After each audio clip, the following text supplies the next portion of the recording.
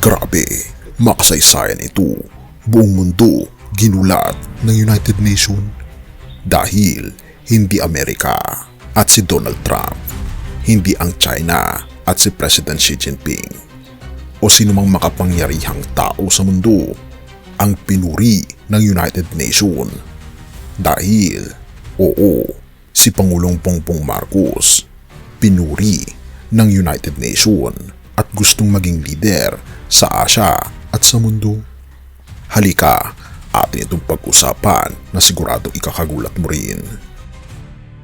Yan ang problema po sa mga hindi nag-aaral at hindi nag-iisip at hindi inaalam kung ano talaga ang programa ng gobyernong ito. Makapagsalita lamang para makakuha siguro ng mga views, pero hindi po ito naaayon sa realidad. Unang-una po, kapag ka po ang isang leader, dapat siya ay nagbibigay ng opinion, siya ay nagsasuggest, nagbibigay ng desisyon ayon sa katotohanan, ayon sa facts, ayon din sa mga sitwasyon at ayon sa mga kondisyon ng mga stakeholders. Hindi po ayon lamang sa iisang kaibigan. Dahil kung dyan po manggagaling ang iyong desisyon, malamang lumigwak ang buong Pilipinas kung puro kaibigan, puro chismis lang po ang ating pagbabasihan ng desisyon. Ang Pilipinas sa mundo, bridge builder na hindi may pagkakaila. Akala mo ba hanggang sa loob lang ng bansa ang labanan?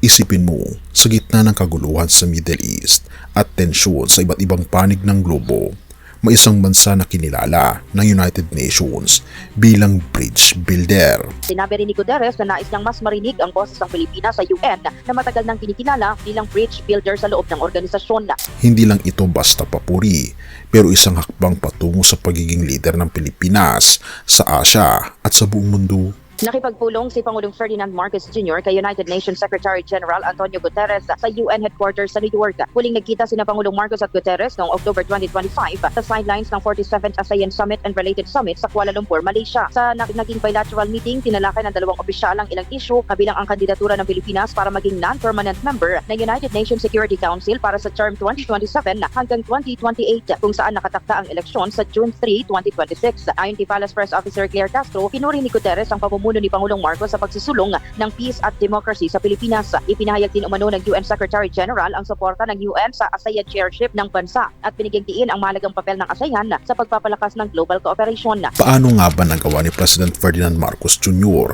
na mapahanga ang United Secretary General sa loob lamang ng isang bilateral meeting? Pinuri rin anya ni Guterres ang ASEAN sa pasulong ng international law at paggalang sa United Nations Convention on the Law of the Sea o UNCLOS. Nagpasalamat din ang punong ehekutibo sa United Nations sa papel nito sa pag-unlad ng Bangsamoro Autonomous Region in Muslim Mindanao o PARM kabilang ang suportang ipinibigay ng mga ahensya ng UN sa rehiyon. Iniulat din ng Presidente kay Guterres ang mga development sa PARM kabilang ang planong pagsasagawa ng kauna-unahang eleksyon sa rehiyon sa September ngayong taon bagamat may nakapinpin pang panukalang batas sa Kongreso hinggil dito. Nitong March 9, 2026 sa New York City, isang makasaysayang sandali ang naganap sa pagitan ni Pangulong Bongbong Marcos at United Nations Secretary General Antonio Guterres sa sidelines ng Commission on the Status of Women. Hindi lang basta kamayan ang nangyari, pinuri mismo ni Guterres ang dedikasyon ng Pilipinas sa kapayapaan at demokrasya. Therefore, mas lumakas ang kumpiyansa ng ating bansa para sa kampanya para sa non-permanent seat sa United Nations Security Council para sa terminong 2027 hanggang 2028. Nakatakda ring makipagpulong ang Pangulo kay UN Secretary General Antonio Guterres upang pag-usapan ang mga nangyayari sa Middle East. We will also reiterate the Philippines' commitment to the United Nations and to multilateralism. Mr. Secretary General, Excellencies, distinguished delegates, it is certainly an honor to address the 70th session of the United Nations Commission on the Status of Women on behalf of the people of the Philippines. The Philippines stands ready to work with all nations to advance this cause, because when women rise, societies rise with them. When women lead, nations move forward. And when every girl, no matter where she is born, can stand with confidence and say that her future is truly her own. And then we will know that we have built not only a more equal world, but a better one for all of humanity. Thank you and mabuhay. Bakit bridge builder? Dahil sa kabila ng pagiging founding member ng United Nations, pinatutunayan natin na kaya natin maging boses ng katwiran sa gitna ng mga nagbabangga ang mga superpower. Pero hindi lahat ay believe. May mga kritiko na nagtatanong kung bakit pa natin kailangang makialam sa isyu ng mundo kung may problema pa tayo sa loob. Therefore, ang sagot ni Guterres ay malinaw. Kailangan ng mundo ang boses ng Pilipinas dahil ang ating pagiging peacemaker ay subok na mula sa BARM hanggang sa pagtataguyod natin ng UNCLOS sa ating mga karagatan. Ang pagkilalang ito ay hindi lang para kay Pangulong Bongbong Marcos. Ito ay para sa bawat Pilipinong naghahangad ng ating bantila ay hindi lang makikita sa mga atleta, kundi sa mga desisyong humuhubog sa kinabukasan ng mundo. At sa likod ng papuri, may hamon. Kailangan nating manintigan sa rule of law. Therefore, ang ating pagtakbo sa Security Council ay hindi lang tungkol sa posisyon, kundi tungkol sa pagpapakita na ang Pilipinas ay handang-handa ng tumayo bilang leader sa Asia at sa buong mundo. Purihin ang ating Panginoong Diyos.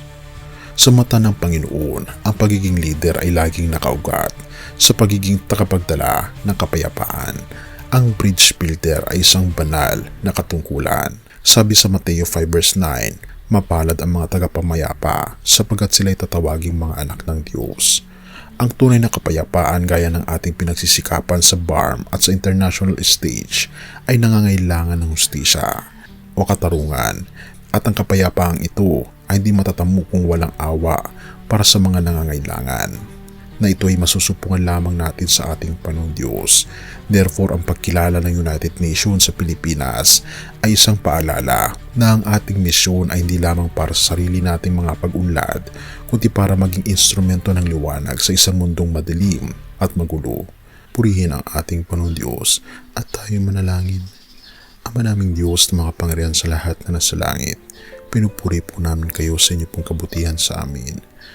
Na bagaman nagkakagulo ang mga bansa laban sa mga bansa at maging sa aming bansa, tulungan niyo po kami, Panginoon, na maging ilaw sa madilim na mundong ito. Gabayan ng aming Pangulo, ang mga leaders ng bawat nasyon, na itaguyod, Panginoon, ang kapayapaan na nakasentro sa aming Panginoon Kristo, na ang pinakaugat ng kapayapaan ay hindi manggagaling sa amin, kundi manggagaling sa aming Panginoon Diyos, sa aming Panginoon Kristo. Pinupuri po namin kayo at pinapasalamatan, o aming Panginoon Diyos, sa inyo pong kabutihan sa amin at patuloy po kaming gabayan. At salamat po, o aming Panginoon Diyos, sa mga mirakulong nangyayari sa aming buhay. Pinupuri po namin kayo at pinapasalamatan, o aming Panginoon Diyos, sa inyo pong kabutihan sa amin at patnubayan niyo po kami at patawarin po kami sa lahat ng aming mga pagkukulang at pagkakasala. At salamat po sa pagdinig ng aming mga panalangin, sapagkat ito po ang aming samot hiling sa matamis na pangalan ng aming Panginoong Hesus. Amen. Bago natin ipagpatuloy, kaibigan, siya nga pala ang Great Controversy, na isa sa mga pinaka-kontrobersyal na libro dahil tumutukoy ito sa mga propesiya sa libro ng Daniel at Revelation na nagaganap na sa panahon natin ngayon. Bago ang pagdating ng ating Panginoong Diyos ay pinamimigay na namin ng libre sa pamamagitan ng PDF. At ito ay nasa limited lamang na panahon. Kaya i-click mo sa description sa baba upang ma-avail mo, kaibigan, ang napaka-importanteng libro ito na magbubukas sa iyo sa mas maliwanag mong hinaharap. Purihin ang ating Panginoong Diyos at tayo magpatuloy.